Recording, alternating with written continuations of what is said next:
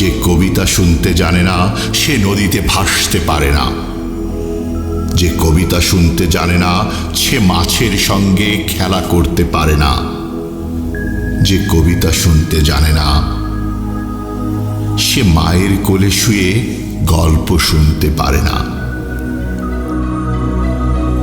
আমি কিংবদন্তির কথা বলছি, আমি আমার পূর্বপুরুষের কথা বলছি, আমি বিচলিত স্নেহের কথা বলছি, গর্ভবতী বোনের মৃত্যুর কথা বলছি,